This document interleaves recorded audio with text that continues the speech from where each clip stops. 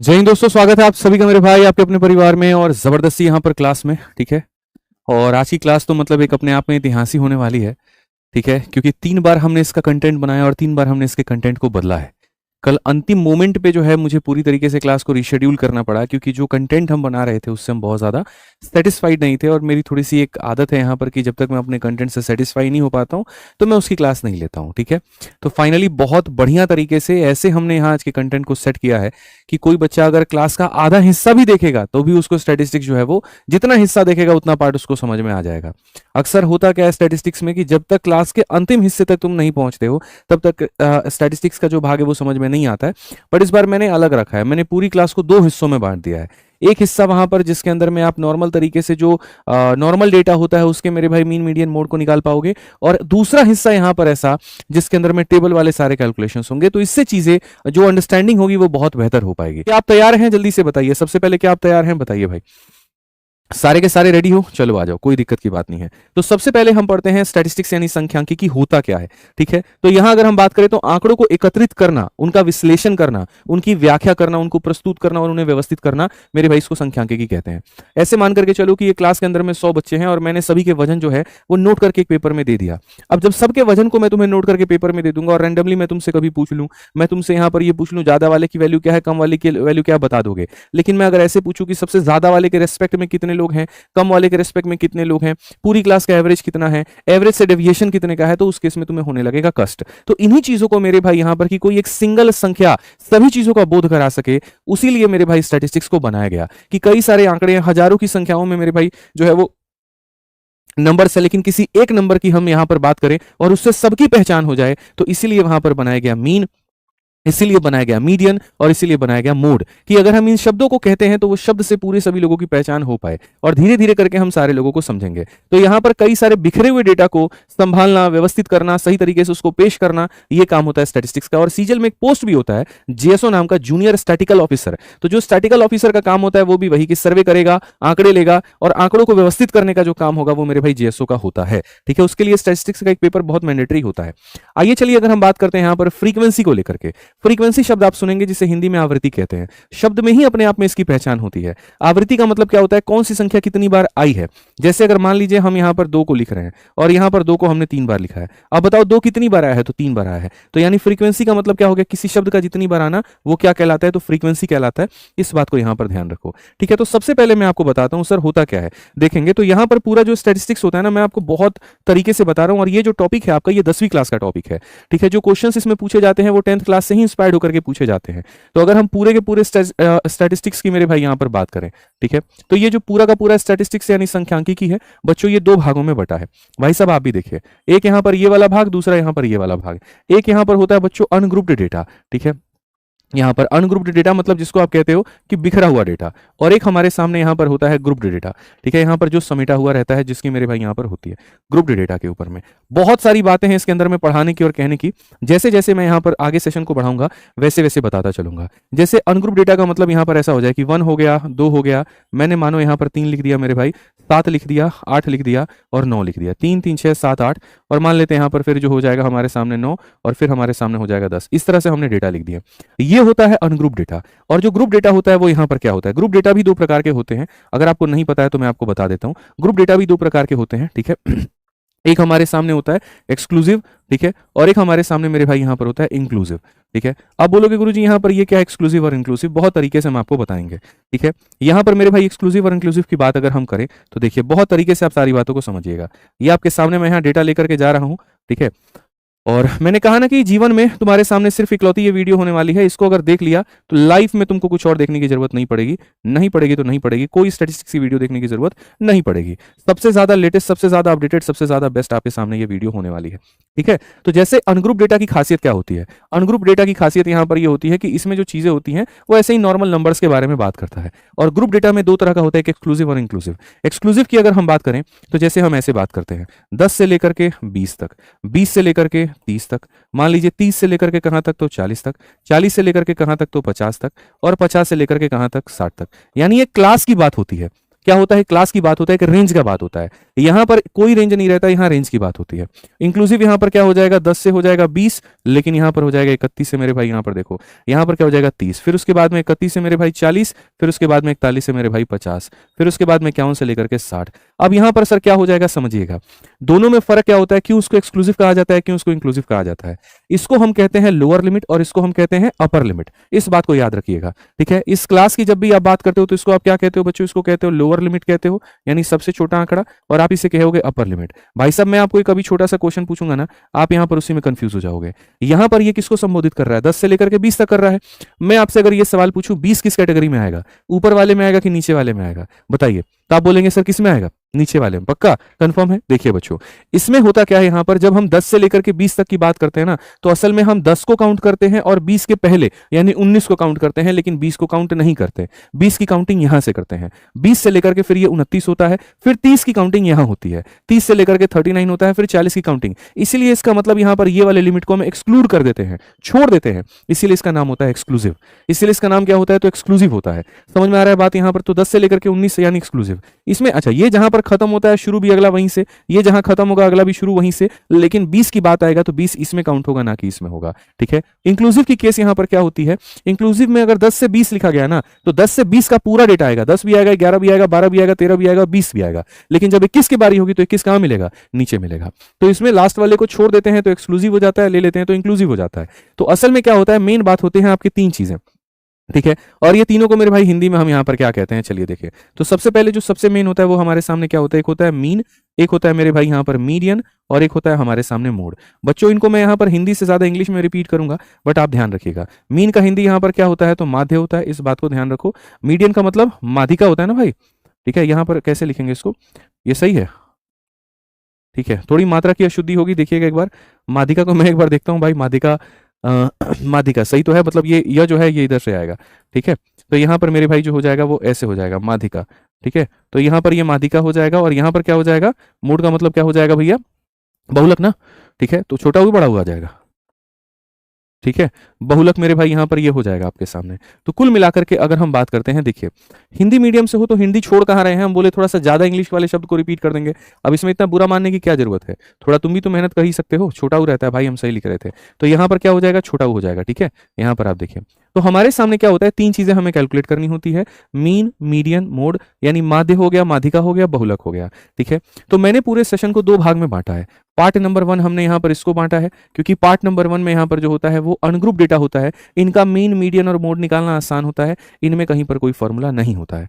जो part number 2 में जब हम ग्रुप डेटा में जाएंगे, तो ग्रुप डेटा के अंदर में यहाँ पर देखो, आपको यहाँ पर इनका भी मीन, मीडियन, मोड निकालना है, और आपको इनका भी मीन, मीडियन, मोड निकालना है। ये वालों का मीन, मीडियन, मोड बड़ा आसान होता है निकालना, कोई फॉर्मूला नहीं होती, कोई कुछ नहीं होता। इनके अंदर में फॉर्मूला होते हैं, तो इसको हम लोग अलग से देखेंगे, ठीक है।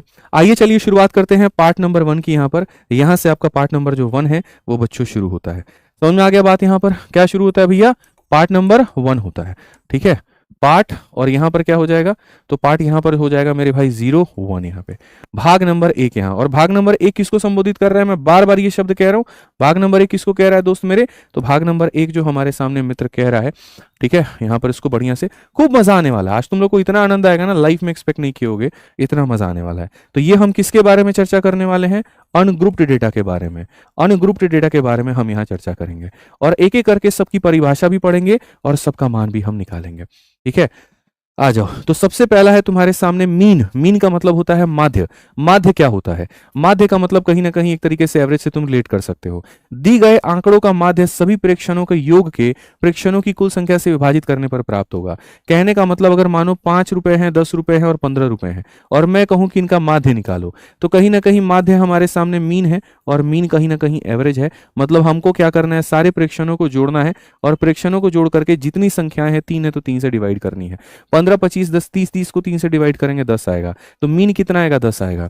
तो सभी प्रेक्षणों का योग, सभी प्रेक्षणों का योग, और प्रेक्षणों की संख्या से भाग कर दो, इसी को हम यहां पर कहते हैं माध्य। रही बात यहां पर देखो, सारे प्रेक्षणों को जोड़ करके प्रेक्षणों की संख्या से, तो चूंकि सारे प्रेक्षण 1 से लेकर के अंत तक जोड़ रहे हो, तो इसी को रिप्रेजेंट करने के लिए शॉर्ट में एक चिन्ह दिया जाता है, जिसको हम कहते हैं ये समेशन, ठीक है। और समेशन यहाँ पहले पद से लेकर के अंतिम तक जाने की बात करता है, तो i बराबर 1 to i बराबर n, और ऐसे करके रिप्रेजेंट किया जाता है। ये मैथमेटिकल टर्म होता है, बट तुम्हें इतना परेशान होने की जरूरत नहीं है। अगर ये मैथमेटिकल टर्म तुम्हें नहीं भी आता है तो कोई तुम्हारा कुछ नहीं बिगाड़ेगा, क्योंकि सीबीएसई में यहाँ पर एक एक चीज स्टेप वाइज स्टेप लिखना होता है। वो नहीं लिखेंगे तो उनके नंबर कटेंगे 10वीं क्लास वालों के। आप जनरल कंपटीशन वाले बालक हो, ठीक है, तो आपको यहाँ पर ऑप्शंस होते हैं, उनको टिक करना होता है। तो ये लिखो ना लिखो कोई फर्क इससे नहीं पड़ता है।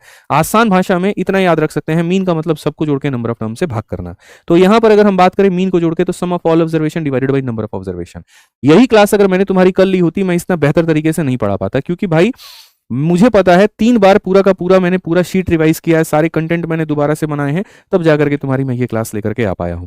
ठीक है, मुझे ऐसा फीलिंग ही नहीं आता भाई नॉर्मल तरीके से पढ़ाने में, जब तक मैं चीजों को व्यवस्थित ना करूं। तो अगर हम मीन की बात करते हैं, तो सारे यहां पर ऑब्जर्वेशंस को जोड़ के नंबर ऑफ ऑब्जर्वेशन से भाग कर दीजिए, तो मीन निकल करके चला आता है। ठीक है, समझ में आ गया बात यहां पर। आइए बच्चों चलते हैं प्रश्न संख्या 1 हम देखते हैं हमारे सामने यहां पर क्या कहा गया है।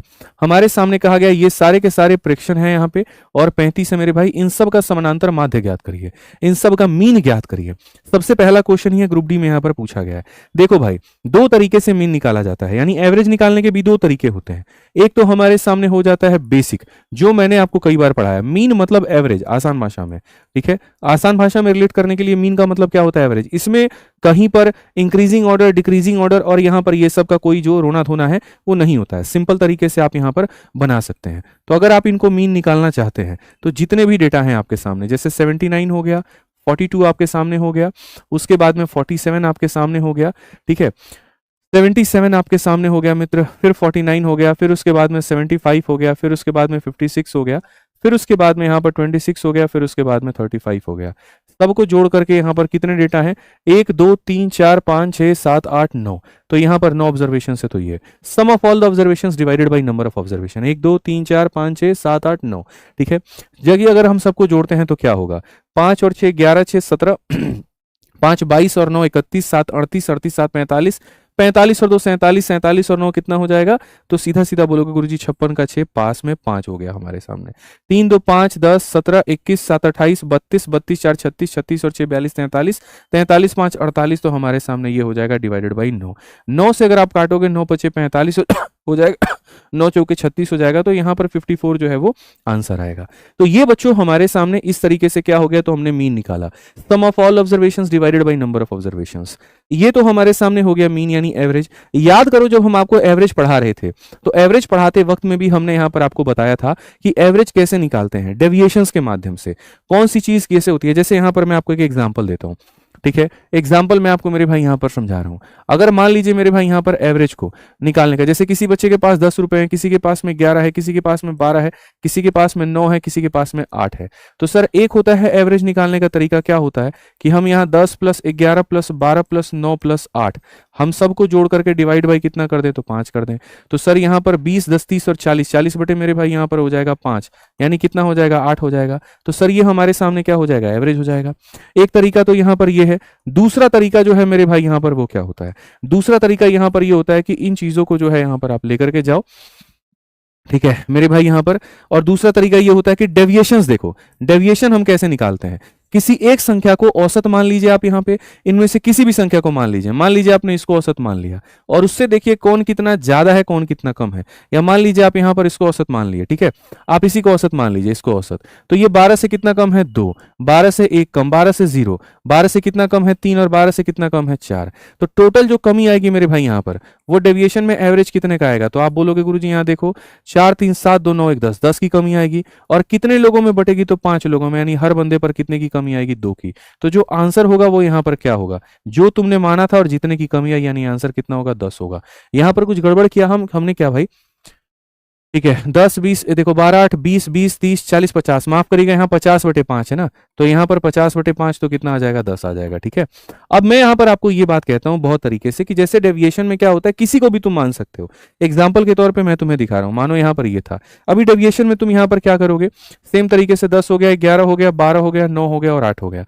अगर हम डेविएशन में यहाँ पर बात करते हैं, तो डेविएशन में हम किसी संख्या को भी एवरेज मान सकते हैं। लेट सपोज हमने 10 को माना, 10 से 10 का डेविएशन इतने का है, 10 से इसका डेविएशन 1 का है, 10 से कितना ज्यादा है? 2, 10 से कितना कम है? इतना, 10 से कितना कम है? इतना। +1 से -1 खत्म, इससे इतना खत्म। तो ये हमारे सामने मेरे भाई यहाँ पर क्या हो जाएगा? तो ये हमारे सामने खुद एवरेज हो जाएगा। एवरेज कह लो, मीन कह लो, बात यहाँ पर यही है, ठीक है। तो अगर हम यहाँ देखते हैं सवालों को लेकर के, तो जैसे हमसे मीन कहा गया था, इसमें से हम यहाँ सारे संख्याएं जो है ना मेरे भाई 50 के आसपास में है, तो बेहतर है कि मैं 49 को ही क्या मान लूं, तो यहाँ पर सबसे बढ़िया इसको एवरेज मान लूं। 49 से ये कितना ज्यादा है, तो बोलोगे गुरुजी 30 ज्यादा है। आप यहाँ पर देखो 49 से कितने की कमी है, 7 की, कितने की कमी है, 2 की। यहाँ पर 17 से 9 गया तो आपके सामने 8, यहाँ पर ये कितना का कम है, तो 28 हमारे सामने ज्यादा है। 49 से ये ज्यादा है कि बच्चों कम है, तो बोलोगे गुरुजी 26 यहाँ पर क्या हो जाएगा, तो ये ज्यादा हो जाएगा। ये कितना ज्यादा है, 7 है, और ये हमारे सामने कितना है, तो 23 की कमी है। और 35 की बात करें तो हमारे सामने 14 की कमी है। हम सारे प्लस माइनस को एक बार पहले जोड़ते हैं और जोड़ करके देखते हैं कि हमारे सामने क्या आता है। -7 से बच्चों प्लस का हमारे सामने जो 7 है वो खत्म हो जाएगा, ठीक है। अब इसके बाद में अगर हम डेविएशंस का पूरा पूरा एवरेज अगर हम देखें, आप मुझे बताइए, सारे प्लस वाले को जोड़िए। 30 और 28 कितना होता है, 58 होता है, ठीक है। 30 और 28 58, 58 में से 2 जाएगा तो कितना हो जाएगा, 56, ठीक है। फिर उसके बाद 26 में से 23 गया, 3 हो जाएगा, 3 इसमें से माइनस करोगे 11 हो जाएगा, इसमें से 11 माइनस होगा, कितना आएगा, 45। तो यहाँ पर कुल मिलाकर के 45 का डेविएशन है। कितने लोगों पर है, तो 9 लोगों पर है। हर किसी पर कितना ज्यादा है, 5 है। तो आंसर हमारे सामने जो आएगा वो कितना आएगा, जो हम माने थे उसमें 5 और जोड़ दीजिए, यानी हमारे सामने 54 आएगा। तो जैसे एक बेसिक तरीका होता है जो 10वीं में मेरे भाई यहाँ पर बताया जाता है, वो क्या होता है, जोड़ करके भाग कर दो। और जब आप कंपटीशन में आते हैं तो वहां पर आपको ये सिखाया जाता है कि कैसे डेविएशन को मान करके आप यहाँ पर चीजों को बना सकते हैं। तो जैसे कोई संख्या को लिया, उसके सारे डेविएशंस निकाले, सारे डेविएशंस को सभी लोगों में बांट दिया, तो कहीं ना कहीं उन्होंने एवरेज डेविएशन आ गया और यहाँ पर आप अपनी वैल्यू निकाल पाए। फिर से रिपीट करता हूं मैं, जो ये एक अकेली क्लास होने वाली है ना स्टैटिस्टिक्स की, तुम लोगों ने देख लिया ना तो तुम्हें जीवन में कभी कोई कष्ट नहीं होगा, ये मान के चलो। और ये पूरी तरीके से दफ्तर सीरीज 17 दिन 17 मैराथन दोनों के लिए है, ग्रुप डी, रेलवे और एसएससी दोनों के लिए है। तो बढ़िया से पढ़ो, सभी एग्जाम्स के लिए, फॉर ऑल एग्जाम्स है। कोई ये कमेंट मत करना ग्रुप डी के लिए जरूरी है सर, जीडी में आएगा सर, इसके लिए सभी एग्जाम्स का मतलब सभी एग्जाम्स है, ठीक है। तो आज ये चलिए यहाँ पर मीन निकालना है आपको। यहाँ पर देखेंगे सीजल के मेंस में पूछा गया, ग्रुप डी वाला क्वेश्चन थोड़ा ज्यादा कठिन था। आप देखिए यहाँ पर बड़े बड़े भयंकर भयंकर डेटा थे, लेकिन जब एसएससी में आया तो कितना सरल क्वेश्चन यहाँ पर उसको बना दिया। और सीजल के मेंस की बात है ये, ठीक है। तो हमें कहा गया सर एक तरीका तो ये है, सबको जोड़ करके और डिवाइड बाई 5 कर दीजिए। और दूसरा जो मैं कहता हूं कि किसी एक को मान लीजिए, 20 से कितना ज्यादा है, 3 ज्यादा, 20 से कितना है, 3 कम, 20 से कितना है, 1 कम, 20 से कितना है, 1 ज्यादा, +3 से -3 खत्म, इससे ये खत्म। जब सारे डेविएशन 0 आ जाए तो जो माना था वही क्या हो जाता है, आंसर हो जाता है। तो ऑप्शन नंबर ए क्या है, तो वही तुम्हारा आंसर है। ऑप्शन नंबर ए क्या है मेरे भाई, यहाँ पर वही आंसर है, ठीक है। चलो, पोल भी देना होता है ना, आज पोल दूंगा, नहीं दूंगा, आज पोल नहीं दूंगा, चुपचाप पढ़ाने पे फोकस करूंगा। आ जाओ भाई, पोल वाला ड्रामा बहुत ज्यादा हो गया, चलो आ जाओ। कहा जाता है यहाँ पर ये तुम्हारे सामने आंकड़े हैं 1 2 3 4 5 और 6 और 7, और यहाँ पर इन सब का जो मीन है वो हमारे सामने इतना है, एक्स का मान क्या होगा, ठीक है। ये तुम्हारे सामने 7 आंकड़े हैं, सबका यहाँ पर जो मीन है वो 30 है। बताओ, बेसिक तरीके से अगर आप जाओगे तो आप कहोगे गुरुजी ये पहला आंकड़ा है, ठीक है। यहाँ पर ये हमारे सामने दूसरा आंकड़ा है, यहाँ पर ये हमारे सामने तीसरा आंकड़ा। अच्छा, स्टैटिस्टिक्स के अंदर में नंबर होते हैं, नंबर से कैलकुलेशन आता है, तो यानी इसके ऊपर महारत हासिल करनी है तो कैलकुलेशन में कोई मिस्टेक मत करना, कैलकुलेशन स्ट्रांग होना चाहिए। पता चले जोड़ घटाने में ही सारा समय निकल जाए तुम्हारा, तो वहीं पर कहानी हो जाएगी फुस, याद रखना यहाँ पर, ठीक है। तो यहाँ पर क्वेश्चन में कहा गया ये जितने भी आंकड़े हैं तुम्हारे आगे, इन सब का जो मीन है वो कितना है। मीन का मतलब कितने आंकड़े हो गए, 1 2 3 4 5 6 7, तो डिवाइडेड बाई 7, इन सब का जो मीन आएगा बच्चों वो निकल करके कितना आएगा, तो मीन जो आएगा वो निकल करके 30 आएगा, ठीक है। एकदम सरल तरीके से हम यहाँ पर बनाएंगे, सारे इंटीजर एक साथ में जोड़ लेते हैं। हालांकि अगर आप देखोगे इसका 0.5 इसको दे दोगे तो 23 बन जाएगा, ठीक है। तो बढ़िया से आप यहाँ पर एक बार यही जोड़ लेते हैं भाई क्या हो जाएगा, यहाँ पर 30 हो गया हमारे सामने, ठीक है। 30 और 40 कितना हो गया, 70, 70 और 50 कितना हो गया, 120, 120 और 120 कितना हो गया, 140। तो यहाँ पर आप समझ लीजिए कितना आ गया, 140। अब बाकी जो छिटपुटिये बच गए वो जोड़ो, तो तुम्हारे सामने 6 हो गया, 6 में से 2 गया, 4 हो गया, 4 में 1 जोड़ोगे 5 हो जाएगा, 5 में मेरे भाई यहाँ पर जो है जोड़ोगे 6 तो 11 हो जाएगा, और 2.5 कितना हो जाएगा, 5, 11 5 16, इसमें 16 जोड़ोगे तो 156 हो जाएगा, ठीक है भाई। यहाँ पर x की बात अगर हम करते हैं तो x की बात हमारे सामने 2x + 1 3x + 3x कितना 6x हो जाएगा, और ये बराबर हो जाएगा कितने के, तो यहाँ पर 210 के मेरे भाई। 7 जाकर के मल्टीप्लाई होगा तो इतने के बराबर। 6x का मान कितना होगा, 44 और 10 मेरे भाई 54 के करीब में। x का मान कितना आएगा, तो 9। तो कौन सा ऑप्शन आएगा, तो ऑप्शन नंबर ए जो होगा आंसर होगा। तो जैसे मैंने आपको ऑडियो में कहा था, टेलीग्राम पर भी अभी डालते वक्त में और क्लास के शुरू में भी कहा कि ये क्लास एसएससी और रेलवे दोनों के लिए होने वाली है। तो मेरे भाई यहाँ देखेंगे क्वेश्चंस भी आपको दोनों को मिलेंगे, ठीक है। मीन यहाँ पर क्या होता है, सारे आंकड़ों को जोड़ करके मेरे भाई नंबर ऑफ ऑब्जर्वेशन से भाग कर देना, ठीक है। आज ये चलिए, अब आ जाता है बात माध्यिका को। देखो दो भाग था ना, याद करो, अनग्रुप डेटा, ग्रुप डेटा। तो अनग्रुप डेटा अभी हम पढ़ रहे हैं, पार्ट नंबर 1 पढ़ रहे हैं। पार्ट नंबर 1 में मीन निकालना है, तो मीन हमेशा ऐसे ही आंकड़े दिए जाएंगे और यहाँ पर या तो आंकड़े दे दिए जाएंगे, मीन निकालने को कहेगा, या मीन दे देगा और इसी आंकड़े में से एक का मान निकालने को कहेगा। इससे ज्यादा और कुछ इसके अंदर में कहानी नहीं बनती है, तो इससे ज्यादा कुछ और नहीं पढ़ना है, ठीक है। अब आ जाइए, चलिए यहां पर नेक्स्ट बात आती है माध्यिका यानी मीडियन, कि जो अनग्रुप डेटा होता है उसके माध्यिका को कैसे निकालते हैं, मीडियन को कैसे निकालते हैं। तो मीडियन का मतलब सबसे पहले क्या होता है, मीडियन का मतलब होता है हमेशा बीच वाला डेटा। अगर हमने रैंडमली यहां पर काफी सारे संख्या लिख दी है, जैसे मानो मैंने लिख दिया 1 हो गया, 5 हो गया, 4 हो गया, 3 हो गया, 2 हो गया, अब इसमें बीच वाला डेटा मीडियन कौन है, तो मीडियन का मतलब बीच वाला डेटा। कैसे पता करोगे, क्या ये बीच वाला है? गलत मेरे दोस्त। बीच वाले को पता करने के लिए सबसे पहले तुम्हें आरोही या अवरोही, असेंडिंग या डिसेंडिंग, किसी एक ऑर्डर में लाना पड़ेगा। तो अगर आप इसको व्यवस्थित करते हैं तो पहले 1 आता है, 1 के बाद 2 आता है, 2 के बाद 3 आता है, फिर 4 आता है, फिर 5 आता है। तो असेंडिंग ऑर्डर में करते वक्त में जो बीच में आता है उसी को हम क्या कहते हैं, मीडियन कहते हैं, यानी हिंदी में माध्यिका कहते हैं, ठीक है। तो यहां लिखा भी गया उसकी परिभाषा की चरण नंबर 1, पहले तो सारे लोगों को जो है आरोही अवरोही क्रम में व्यवस्थित करें। दूसरा, यहां पर कुल संख्या निर्धारित कर लेते हैं, ठीक है। अच्छा, कैसे पता चलेगा बीच वाली संख्या, तो जितनी भी संख्या होती है डिवाइड बाई 2।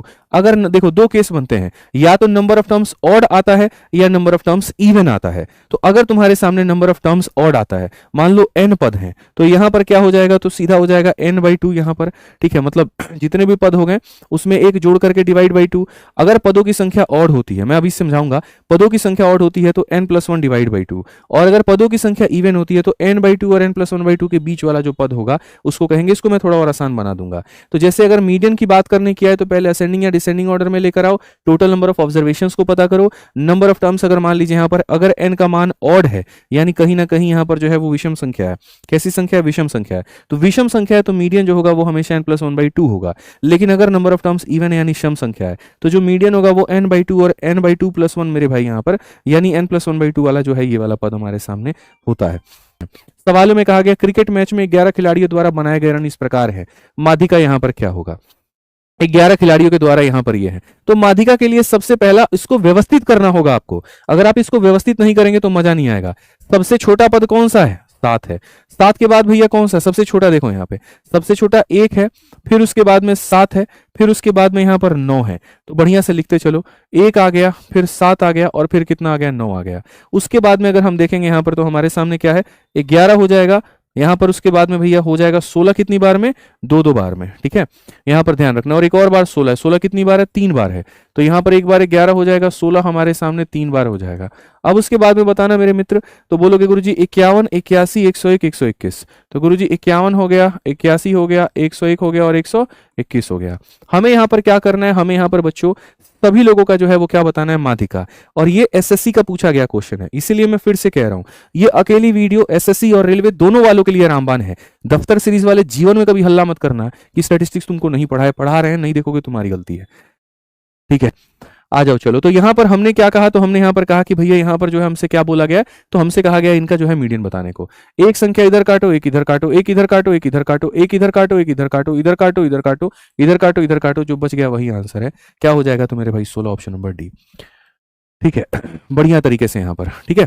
तो इस शनिवार को शाम के 6 बजे 6 घंटे की मैराथन होगी, जिसके अंदर में कंप्लीट ज्योमेट्री होगा, जो यहां दोनों बच्चों के लिए फ्रूटफुल होगा, ग्रुप डी के लिए भी और एसएससी के लिए भी, ठीक है। आज ये चलिए पढ़ते हैं। इस सवाल में कहा गया एक गेंदबाज के द्वारा 9 विकेट में लिया गया विकेट इतना डेटा की माध्यिका क्या है? माध्यिका के लिए सबसे पहले व्यवस्थित करना होगा। तो सबसे छोटा अंक तुम्हारे सामने 0 है, फिर 1 है, फिर 2 बार है, फिर 3 बार है। तो लिखो यहां पर 0 हो जाएगा, 1 हो जाएगा, 2 बार हो जाएगा मेरे भाई यहां पर, ठीक है।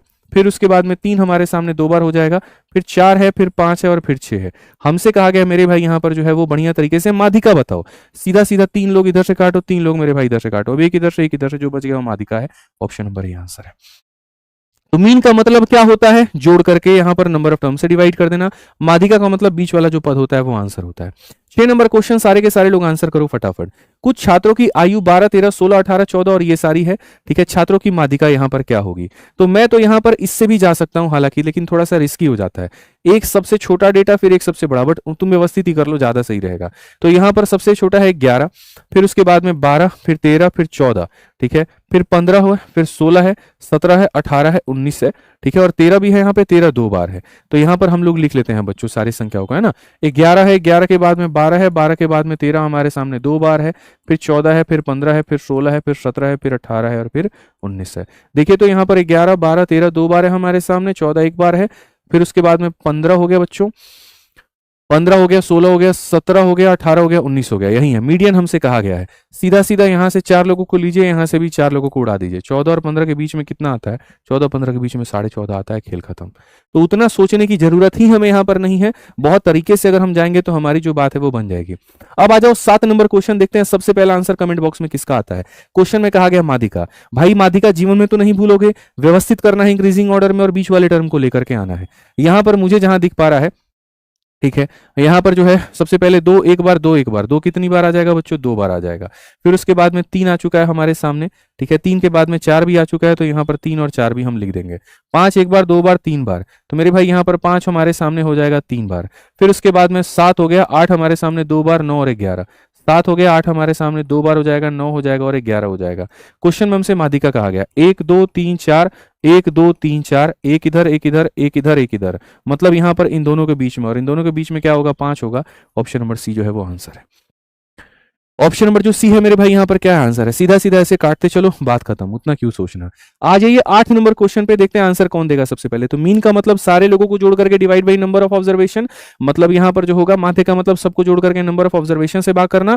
मीडियन यानी माध्यिका, माध्यिका का मतलब क्या होता है? बीच वाला पद, ठीक है, मीडियन ऑफ द डेटा। ये आंकड़े तुम्हारे सामने हैं, इसकी माध्यिका 12 दी गई है, तो यहां पर क्या होगा? पहले इन आंकड़ों को हम व्यवस्थित करते हैं। सबसे छोटी संख्या 4 है, फिर 6 है, फिर 9 है, फिर यहां पर जो है 4 6 7 और 9, तो यहां पर हो जाएगा 4 6 7 9 11 15 20, ठीक है। तो यहां पर क्या लिखेंगे? 4 हो जाएगा, 6 हो जाएगा, 7 हो जाएगा, 9 हो जाएगा, 11 हो जाएगा, 15 हो जाएगा, और 15 के बाद में मेरे भाई यहाँ पर 15 के बाद में 20 नहीं होगा, 16 होगा। तो 15 के बाद में यहाँ पर मेरे भाई 16 हो जाएगा, 16 के बाद में 20 हो जाएगा, और 20 के बाद में यहाँ 23 हो जाएगा। एक आंकड़ा और है k+5, ठीक है। ये सारे आंकड़ों की माध्यिका 12 है। अब 12 का मतलब यहाँ बीच वाला पद। अब वो k+5 तुम्हें पता ही नहीं है कि यहाँ पर मेरे भाई ये क्या होगा, कोई दिक्कत की बात नहीं है, उसको अभी रखेंगे, अलग से रखेंगे। k+5 की बात हम करते हैं। अब यहाँ पर अगर हम देखेंगे तो यहाँ पर माध्यिका हमसे कितना कहा है? तो माध्यिका हमसे कहा गया है मेरे भाई यहाँ पर कि 12 होगा। अब देखो, एक छोटा एक बड़ा, एक छोटा एक बड़ा, एक छोटा एक बड़ा, एक छोटा एक बड़ा, माध्यिका तुम्हारे सामने 12 है, तो भैया यहाँ तो हो नहीं सकती है, ठीक है। यहाँ पर तो तुम्हारे पास कितने पद बच गए हैं? कितने पद बच गए हैं भाई, बताओ जल्दी से। यहाँ पर k का मान कितना निकालोगे तुम, बताओ? हैं? माध्यिका का मतलब क्या होता है? बीच वाला पद होता है। मैं ये कह रहा हूं 4 पद इधर से निकाल दिए, 4 पद इधर से निकाल दिए, इसका मतलब यहां पर ये बचा है और ये बचा है, यानी एक ये पद है और दूसरा हमारे सामने कौन है? ये पद है। तो इन दोनों का जो बीच वाला आएगा वही कौन होगा? वही तुम्हारे सामने मीडियन होगा, यानी इतना होगा। तो k+16 बच्चों हमारे सामने हो जाएगा कितने के? 24 के। तो k का मान कितना हो जाएगा? 8 हो जाएगा। ऑप्शन नंबर ए जो है वो आंसर है। सी आंसर आएगा, 7 आंसर आएगा। आप लोगों ने क्या समझा? k+5 बराबर इतना, तो k का मान 7 कर लेते हैं। अच्छा, नंबर ऑफ टर्म्स की कोई इज्जत नहीं है? कुछ भी इज्जत नहीं है? आप मुझे ये बताइए, कोई पर वैल्यू नहीं है उसकी? भाई एक बात बताओ ना, क्या होता है नंबर ऑफ टर्म्स? क्या होता है? ऐसे मान के चलो कि जैसे यहां पर 11 के बगल ही k+5 था, आप ऐसे मान के चलो कि 11 के कितना आंसर है भाई साहब? 8 ही है, मैं वही बोल रहा हूं यहाँ पे। आप ऐसे मान के चलो ना कि 11 के बगल में मान लेते हैं k+5 था। अब तो खुश हो भाई यहाँ पर। अब 11 के बाद के पद लिख लो तुम, जैसे मानो 15 लिख लो तुम, 16 लिख लो तुम, और तुम्हारे सामने क्या था भाई? 20 था, और तुम्हारे सामने 23 था। जैसे मैंने कहा, एक यहाँ काटो, एक यहाँ काटो, एक यहाँ काटो, एक यहाँ काटो, एक यहाँ काटो, एक यहाँ काटो, एक यहाँ काटो, यहाँ काटो, तो 2 पद बच गए ना। तो मीन हमेशा मीडियन क्या होता है? दोनों का आधा। तो यहाँ मीडियन क्या होगा? दोनों को जोड़ के आधा, तो k का मान कितना आएगा? 8 आएगा। तो कहीं पर कोई कंफ्यूजन नहीं रखना है। कई लोगों को लगता है अच्छा इसी का मान यहाँ 12 है, तो बाकी झक मारने के लिए डेटा दिया गया है, किस लिए दिया गया है बताइए? तो गलती नहीं कर यहाँ पर। तो मीन हमारा खत्म हो गया, मीडियन हमारा खत्म हो गया, बचा क्या भैया? मोड। आइए मोड देखते हैं। मोड को हिंदी में कहते हैं बहुलक। किसी वितरण का बहुलक या बहुलक मान चर का मान होता है जिसके लिए आवृत्ति अधिकतम होती है। आसान भाषा में जो चीज सबसे ज्यादा रिपीट होती है उसको हम बहुलक कहते हैं। ठीक है, जो चीज सबसे ज्यादा रिपीट होती है।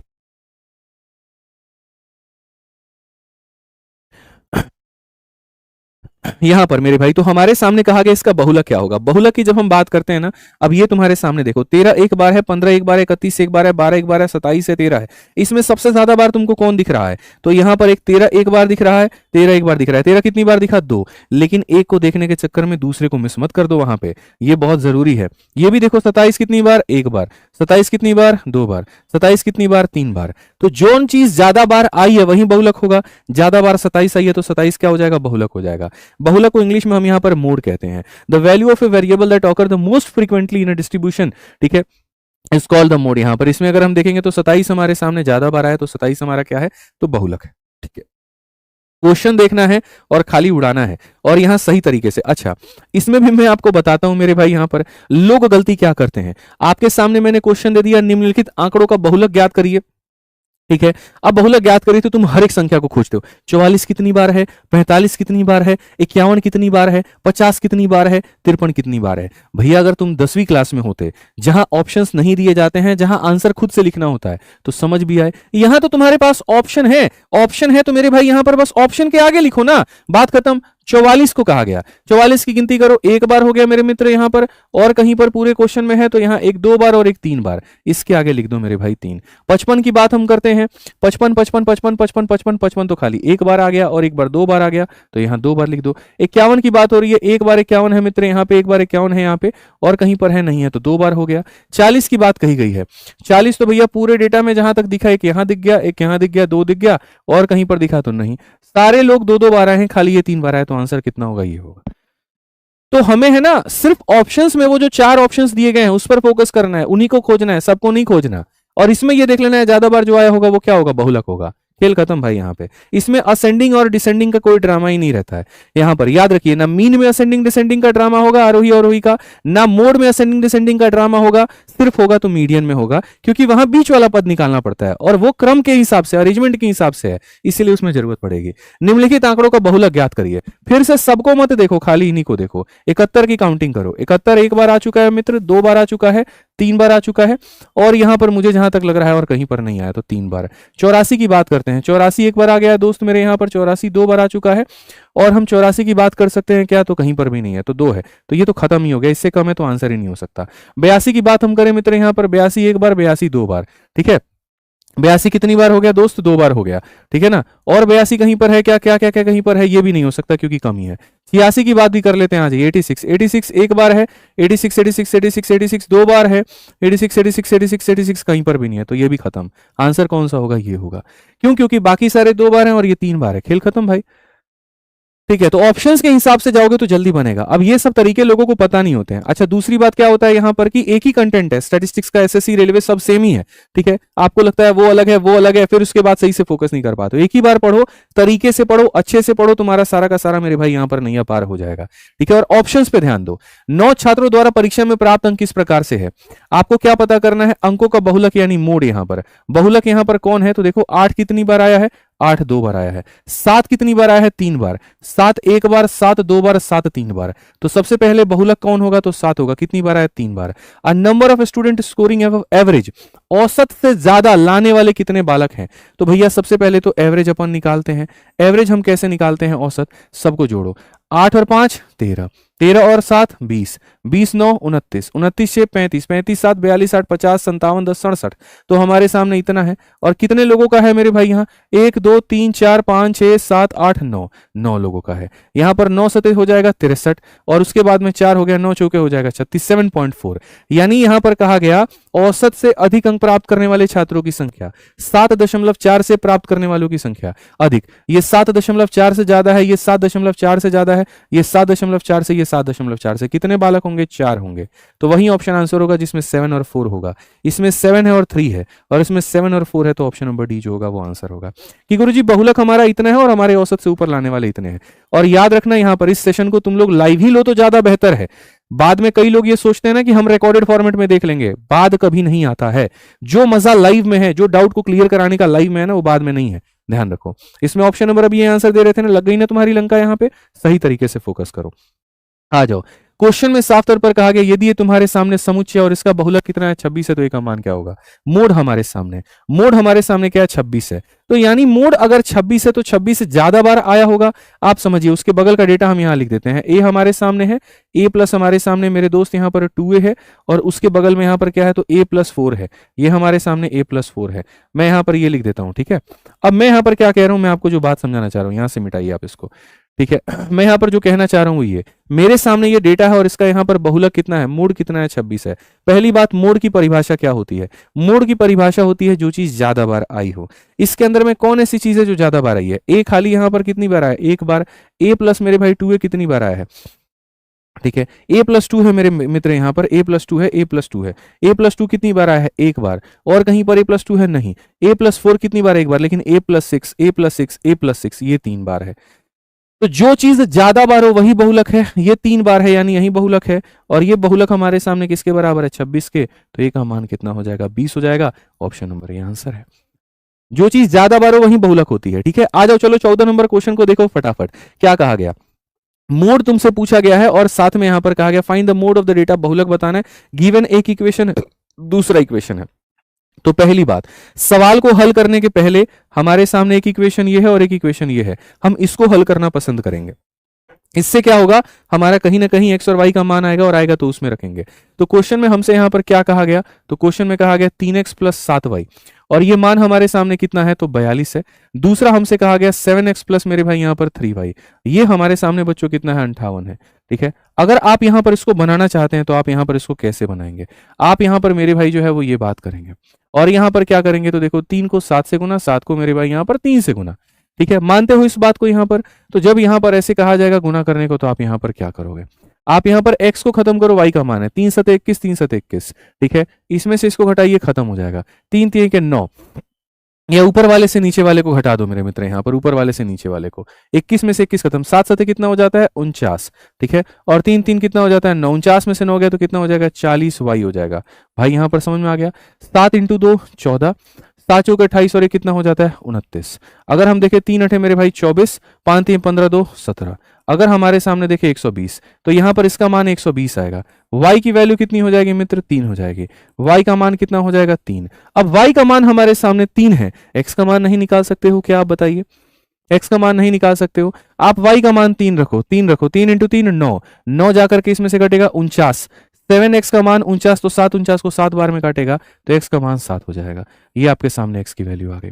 अब क्वेश्चन में कहा गया मोड बताइए, तो मोड बताइए, तो एक है, एक 11 है, फिर उसके बाद में 11 है, फिर उसके बाद में 8 है, फिर उसके बाद में 18 है, फिर उसके बाद में 8 है, फिर 7 है, फिर 7 है, फिर 7 है, x y है। तो x का मान मेरे भाई 7 है, y का मान हमारे सामने 3 है, और यहाँ पर 8 है। मुझे जहां तक रिपीटिशन में नजर आया है, देखो यहाँ पर 11 कितनी बार आया है? 2 बार। 8 कितनी बार आया है? 2 बार। 7 कितनी बार आया है? 4 बार। आंसर कितना होगा? ऑप्शन नंबर ए होगा। आंसर कितना होगा? ऑप्शन नंबर ए होगा। अब मैं मेरे भाई यहां पर एक बात बताता हूं, सुनो।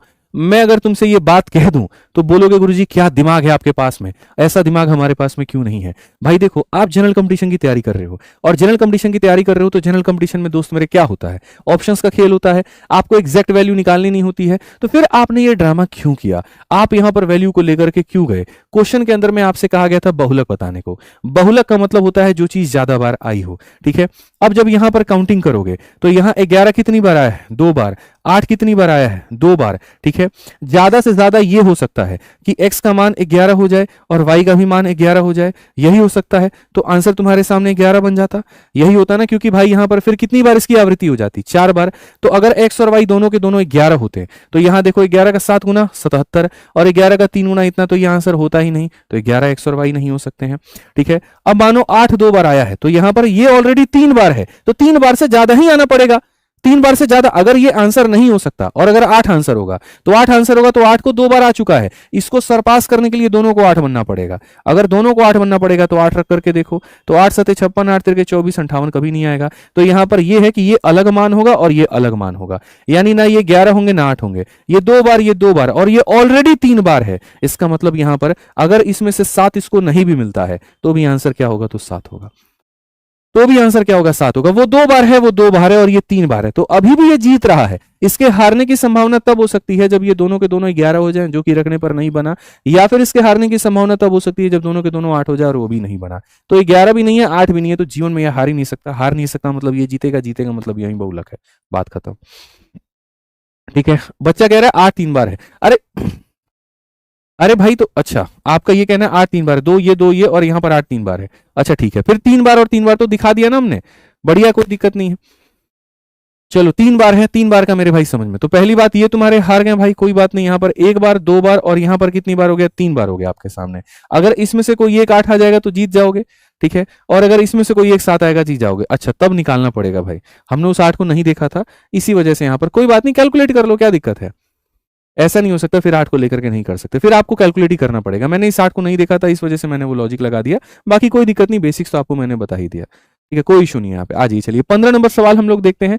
15 नंबर सवाल, अगर 8 3 बार है, 7 भी 3 बार है, तब कैलकुलेट करो, फिर वहां पेज फंसेगी, वहां वैल्यू निकालने के बाद ही बात बनेगी तुम्हारी।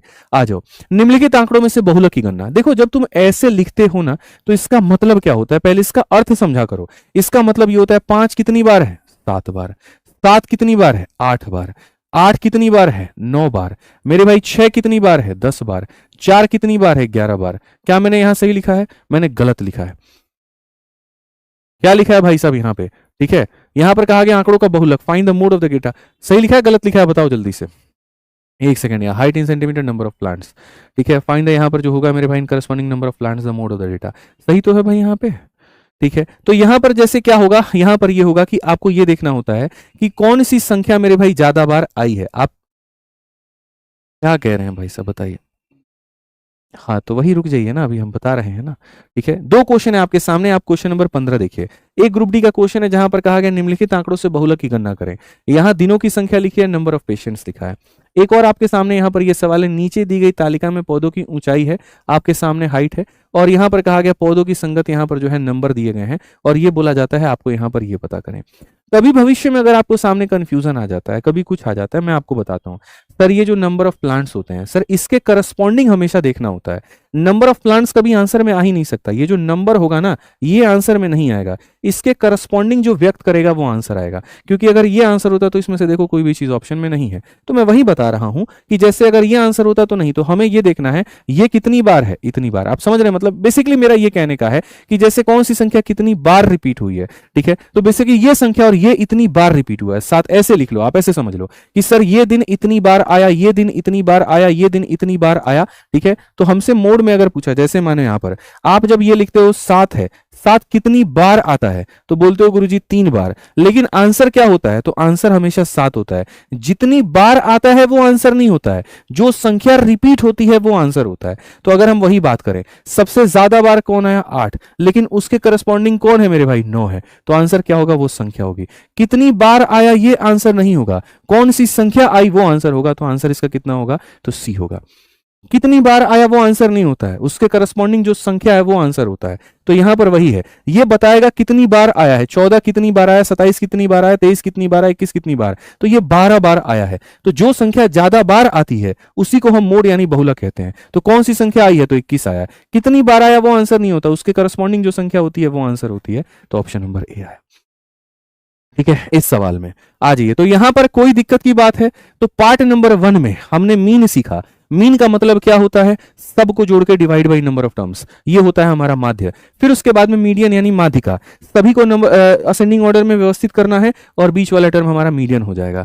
मोड क्या होता है, जो संख्या जितनी बार रिपीट हो, ठीक। तो यदि आप रेलवे की तैयारी कर रहे हैं या करना चाहते हैं और आपको बैच की नीड है, तो सबसे पहले तो मैं आपको बता दूं मेरे भाई, यहां पर रेलवे की संपूर्ण तैयारी बहुत ही कम फीस में, कंप्लीट तैयारी बहुत ही कम फीस में आप कर सकते हैं, और सिर्फ एक कोर्स से कर सकते हैं, और वो है मेरे भाई आपका अपना रेलवे का जबरदस्त वंदे भारत बैच। एकमात्र मेरे भाई यहां पर ऐसा बैच जिससे संपूर्ण रेलवे की आपकी तैयारी हो जाती है। आप देखो यहां पर ये कंप्लीट रेलवे की तैयारी आपकी हो जाती है मात्र 999 में, जहां मैथ, रीजनिंग, साइंस, जीएस का सबका कंप्लीट कॉम्बो मिलता है। कहां पर, तो विद्याग्राम एप्लीकेशन पे, ठीक है। और इसके अलावा रेलवे की अगर प्रैक्टिस करनी है आपको, तो मेरे भाई यहां पर ये वो किताबें हैं जिससे आप प्रैक्टिस कर सकते हैं। सबसे लेटेस्ट अगर पूरे भारत में रेलवे की कोई किताब है गणित की, तो वो आपकी रेलवे मैथ की 3rd एडिशन है, और साइंस की कोई है तो रेलवे साइंस की आपकी 3rd एडिशन है, प्रैक्टिस 1st एडिशन है। तो प्रैक्टिस करना है तो इन्हीं से करिए। फ्लिपकार्ट पर ये किताबें मौजूद है बहुत ही कम रेट पे, मंगा करके बढ़िया से आप इससे पढ़ लीजिए। तो आज के लिए हमारी तरफ से इतना ही है। डाउनलोड करिए विद्याग्राम एप्लीकेशन और अपने लर्निंग को नए स्टेप पे लेके जाइए और चैनल को सब्सक्राइब कर लीजिएगा। बहुत बहुत धन्यवाद। जय हिंद।